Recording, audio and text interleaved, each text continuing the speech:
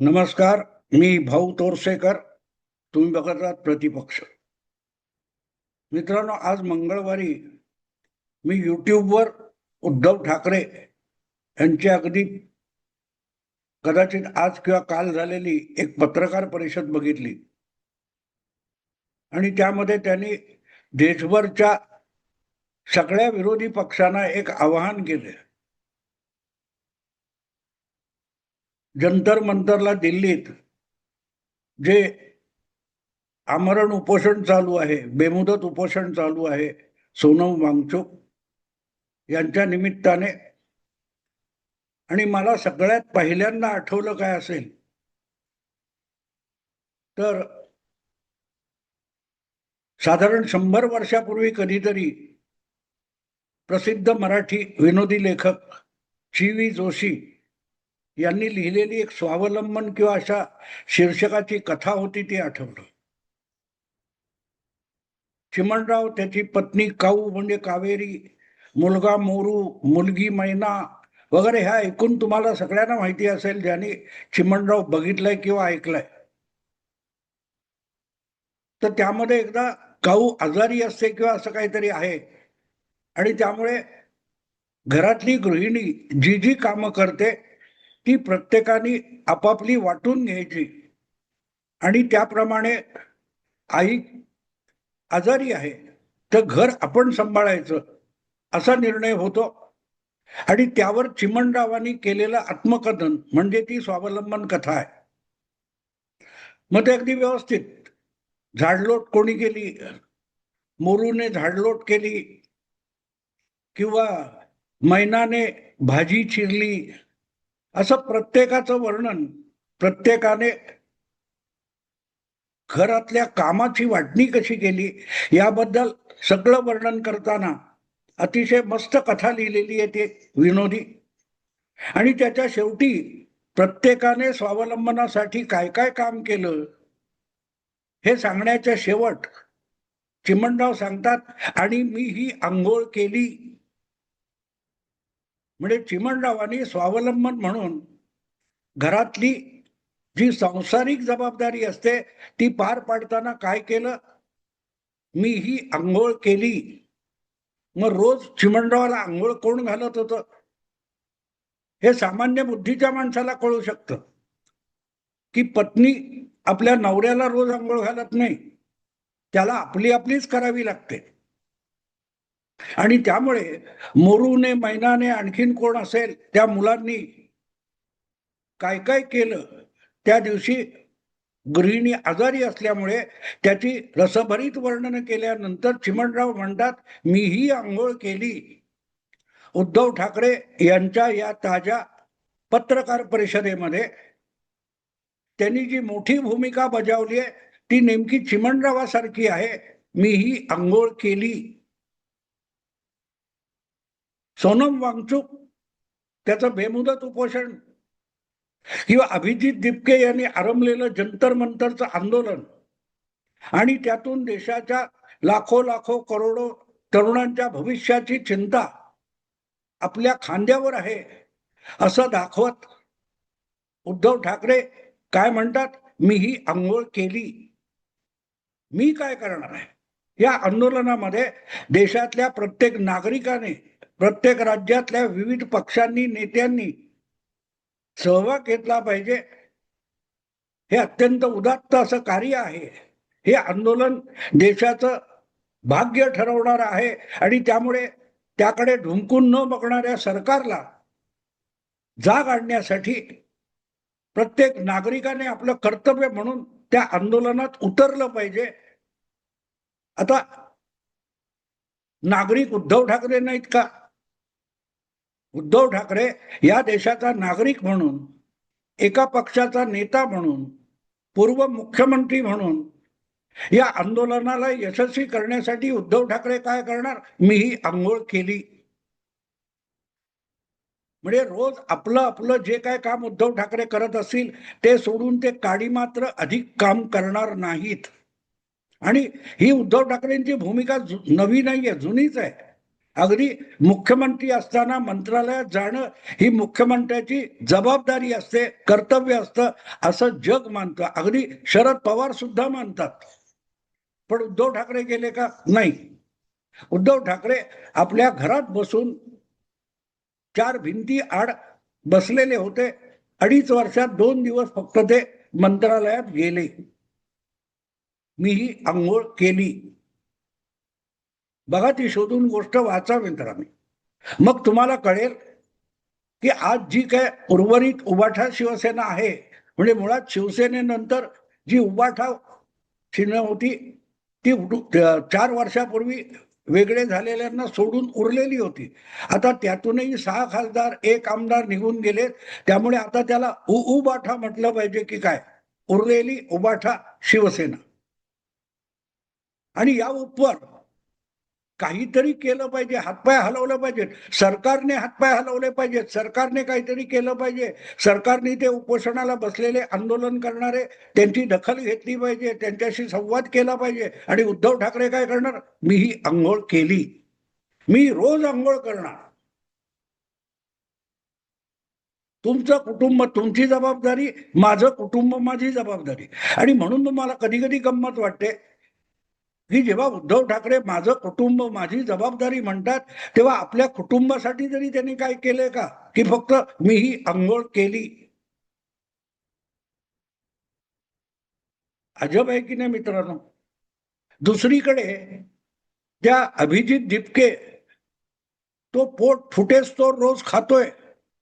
आणि त्याबद्दल उपोषणाला बसलेला सोनम वांगचुक हा देखील रडकुंडीला आलेला आहे. रडकुंडीला आलेला आहे की आपला प्राण पडायला लागलेला आहे. आणि आपल्याला पुढे करणारे हे मात्र मस्त तब्येतीत पोटभर खातायत. भंडारा चालू आहे, लंगर चालू आहे. सकाळी नाश्त्याच्या वेळेला लोक जमतात, दुपारी जेवणाच्या वेळेला जमतात, रात्री डिनरसाठी लोक जमतात. बाकी जंतर मंतर ओस पडलेलं आहे. आणि ह्या आंदोलनाच्या हाती देशातील तरुणांचं भाग्य आणि देशाचं भवितव्य अवलंबून आहे असं उद्धव ठाकरेंना वाटतं. आणि ज्यावेळेला उद्धव ठाकरेंसारखा इतका महान नेता असं आवाहन करतो, तो अभिजित दिपके पण म्हणणार मीही नाश्ता केला, मीही दुपारचा लंच केला, मीही रात्रीचा डिनर केला, मीही रात्री सगळे इकडे शांतता झाल्यानंतर माझ्या अतिशय आलिशान अशा हॉटेलच्या खोलीत झोपायला निघून गेलो, मीही रात्री झोपलो. या सोनम वांगचूक आणि अभिजित दिपके यांनी जे काय जंतर मंतरवर आंदोलन सुरू केले, त्या आंदोलनाने सरकारची गोची व्हावी ही अपेक्षा होती. गेली 1.5-2 वर्ष आपण बघतोय या देशाचा झेन तरुण या सरकारला शांत बसू देणार नाही अशा डरकाळ्या वेगवेगळ्या राज्यातले प्रांतिक पक्ष, प्रादेशिक पक्ष, त्यांचे नेते आणि केंद्रातले विरोधी नेते बोंबलत आहेत. पण ज्याला जेनझी म्हणतात तो काय समोर येत नाही. हे पण अभिजित जिपके प्रकरण आणि 2 दिवसानंतर तिथे टपकलेले सोनम वांगचुक यांची कहाणी बघितली तर तुमच्या लक्षात येईल. अगदी पहिल्या दिवशी जेव्हा जंतर मंतरवर तथाकथित कॉक्रोच जनता पार्टी यांचं आंदोलन सुरू होणार होतं, आपल्या महाराष्ट्रातल्या सगळ्यात मोठ्या योद्धा कार्यकर्त्या अंजली दमानिया या तिकडे जाऊन पोहोचलेल्या होत्या. दिपके हे ते आंदोलन करणार म्हटल्यानंतर महाराष्ट्रातले महान असीम सरोदे आणि चौधरी आपले हे सुद्धा जाऊन त्या टीव्हीच्या चॅनेलवर मुलाखती देत होते. पुण्याच्या सभेमध्ये दिपकेच्या बाजूला उभे राहिले होते. आणि तेव्हाच मी भाकीत केलं होतं, या आंदोलनाचा भोऱ्या वाजला. मुद्दा इतकाच आहे मित्रांनो की हे जे काही चाललंय हे आंदोलन आहे का? या देशात आंदोलनाची जी काय पाया घातला गेला तो गांधीजींमुळे घातला गेला, ज्याला सत्याग्रह म्हटलं जायचं. सत्याचा आग्रह धरून आत्मक्लेश करणं तुम्हाला कुठेतरी तिथे आत्मक्लेशाचा साक्षात्कार होतो का? यापूर्वीच्या अनेक आंदोलनामध्ये अशा प्रकारे दावती आणि मेजवान्या झालेल्या तुम्ही कधी बघितल्यात का? कुठच्याही आंदोलनाच्या चळवळीचा एक परिणाम असायचा, अनेक लोकांना लाठीमार सहन करायला लागायचा, कपडे फाटायचे, अटक व्हायची, फरफटत लोक घेऊन जायचे. आणि अगदी जॉर्ज फर्नांडिस वगैरे सारखे मोठमोठे नेते, कॉम्रेड डांगे यासारखे नेते सुद्धा पोलिसांकडून फरफटवले जात होते. मंत्रालयात घुसलेल्या मृणाल गोरे, मंगला पारिक, जयवंतीबेन मेहता अशा महिला कार्यकर्त्यांना पोलिसांनी फरफटत नेलेले 2-2 जिने. आणि आज आम्ही आंदोलन बघतोय, पंचतारांकित आंदोलन. मोदी आल्यानंतर काय झालं असं नेमकं म्हणतात, तर पोट भरून उपोषण हा एक नवा प्रयोग विरोधकांनी गेल्या काही 12 वर्षामध्ये सुरू केलेला आहे.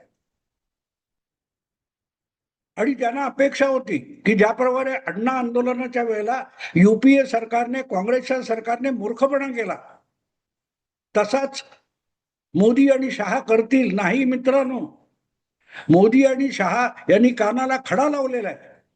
त्यांच्या आधीच्या सत्ताधीशांनी, पंतप्रधानांनी, मंत्रिमंडळाने ज्या ज्या चुका केल्यात त्या चुका परत आपण करायच्या नाहीत, हा कानाला खडा लावून हे लोक सरकारमध्ये जाऊन बसलेले. या निमित्ताने मला आणखीन एक 1980च्या दशकातली गोष्ट आठवते. ती गोष्ट लिहिणारा माणूस जयवंत दळवी नावाचे लेखक, साहित्यिक, नाटककार आहेत. मी मार्मिकचा कार्यकारी संपादक होतो आणि प्रमोद जोशी नावाचा माझा एक सहकारी कलावंत होता, जो ती पेजिंग वगैरे करायचा, काय कला, लेटरिंग करणं वगैरे. त्याने एक दिवाळी अंक आणला होता, मला त्याचं नाव लक्षात नाही. त्या दिवाळी अंकामध्ये असल्या समाजवादी चळवळीत आपण राष्ट्रसेवा दल वगैरे मध्ये होतो, तो अनुभव जयवंत दळवींनी कथन केलेला होता. त्या काळात आजच्यासारखेच उथळ आंदोलनं व्हायची. मग समाजवादी, काहीतरी प्रजा समाजवादी पक्षाने एक निर्णय घेतला की लोकांमध्ये उपासमार आहे, गरिबी आहे, त्यांना धान्याची कोठारं फोडून द्यायची, धान्याची गोदामं फोडायची आणि त्यासाठी सत्याग्रह करायचा. मग 25-50 कार्यकर्ते जमायचे, त्यातले 2-4 लोक हे सत्याग्रही असायचे. ते एखाद्या टेबलवर कोपऱ्याला उभं राहून भाषण द्यायचे, मग त्यांना हार घातले जायचे आणि ते गोडाऊनकडे जायला लागले की तिथे बंदोबस्ताला असलेले पोलीस त्यांना अडवायचे, अटक करायचे आणि घेऊन जायचे. संध्याकाळी पोलीस ठाण्यातून त्यांना सोडून दिलं जायचं. पण हा एक औपचारिकता प्रकार झाला होता आणि नित्यनेमाने कुठल्या ना कुठल्या गोडाऊनवर असे सत्याग्रह व्हायचे. पण जयवंत दळवी लिहितात त्या लेखामध्ये की लोअर परेलला कुठेतरी असंच एक गोडाऊन फोडायचा निर्णय झाला होता आणि त्यासाठी सत्याग्रह होते, म्हणून आम्ही कुठे तिथे जमलेले होतो आणि ते पोलीस बंदोबस्त सुद्धा होता. पण रोजच्या सत्याग्रहामध्ये आणि त्या सत्याग्रहामध्ये एक मोठा फरक होता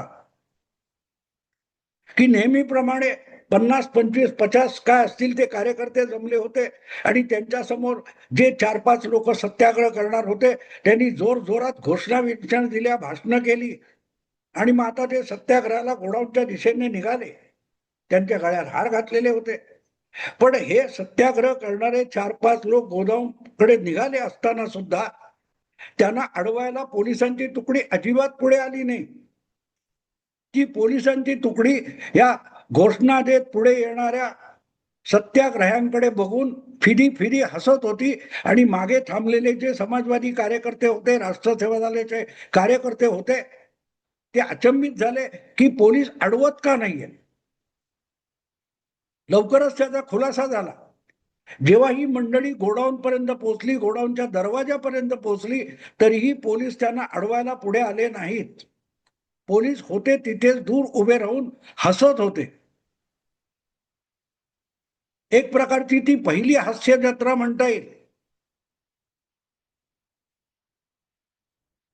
मग जेव्हा हे दार फोडायला लागले दार ढकलायला लागले, दार उघडत नव्हतं, दार कुलूप होतं आणि कुलूप इतकं जुनं होतं, गंजलेलं होतं की कुलूप किल्ली लावून तो उघडणं शक्य नव्हतं. त्यामुळे कुलूप तोडणं भाग होतं, कडी तोडणं भाग होतं.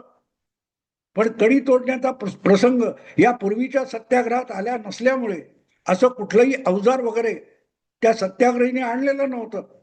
मग इकडे तिकडे बघून कोणीतरी धोंडा शोधला आणि त्या कुलपावर धोंडा मारायला लागले. त्यांची अपेक्षा होती एवढं झाल्यानंतर तरी पोलीस आपल्याला अटक करतील, पण पोलीस अजिबात पुढे येत नव्हते. ते दूर उभे राहून या सगळ्या विनोदी प्रकाराला बघून हसत होते. अखेरीस 10-15 मिनिटाच्या प्रयासानंतर ते कुलूप तुटलं, ती कडी तुटली आणि तो जुना दरवाजा कुरकुरणारा बाजूला करून सत्याग्रही मंडळी आत गेली आणि तशीच धावत बाहेर आली. कारण आतमध्ये त्या गोडाऊन मध्ये धान्य वगैरे सोडा, जुनी बारदानं पडलेली होती, जुनी पोती बारदानं पडलेली होती आणि उंदीर घुशींचा धुमाकूळ चालू होता. अत्यंत कुबट वास येत होता. त्यामुळे श्वास घुसमटल्यामुळे सत्याग्रही जीव मुठीत धरून गोदामातून पळत पळत बाहेर आले आणि मग पोलिसांचा हास्य कल्लोळ झाला. आणि जयवंत दळवींनी त्या लेखाच्या शेवटी म्हटलेलं आहे, यानंतर मी ठरवलं की राष्ट्र सेवा दला पोरकटपणा आहे, त्याच्यात जाण्याचं काही हेतू आणि कारण नाहीये आणि मी राष्ट्र सेवा दल सोडलं. मला आज नेमकं जंतर मंतरवर जे काही चालू आहे ते बघितल्यानंतर जयवंत दळवींचा तो लेख आठवला की जी अपेक्षा असते लोक आपल्याला अडवणार, मग आपल्याला पोलीस अडवणार, पोलीस अटक करणार, म्हणून सत्याग्रहींच्या गळ्यात हार वगैरे वगैरे त्या काळातला प्रकार होता तो. काहीच झालं नाही आणि पोलिसांनी अक्षरशः यांची खिल्ली उडवली. टिंगलीचा विषय झाले सत्याग्रही. सत्याग्रह हा एक टिंगलीचा टवाडीचा विषय झाला. जंतर मंतरवर आत्ता जे काय चालू आहे तो म्हणूनच एक टवाडीचा विषय होऊन गेला. ते आंदोलन नाहीये, टाइमपास आहे, कॉमेडी सर्कस आहे.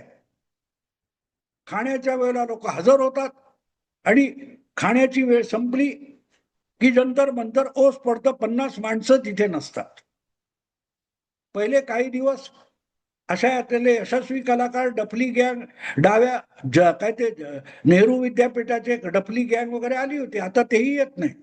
असं पण या दोन गोष्टी तुम्हाला सांगणं मला अगत्याचं वाटलं. एक म्हणजे उद्धव ठाकरेंची मीही आंघोळ केली आणि दुसरं जंतर मंतरवर पोलीस अटक करत नाहीत, आंदोलन गुंडाळण्याची सक्ती होत नाही, सरकार दखल घेत नाही आणि बिचारे विरोधी पक्ष यांच्या भरोशावर मोदी सरकार पाडण्याची स्वप्न बघतायत. मित्रांनो, तुम्हीच ठरवा काय होईल ते. मी थांबतो. आवडलं लाईक करा, शेअर करा आणि प्रतिपक्षाला सबस्क्राईब करा. नमस्कार.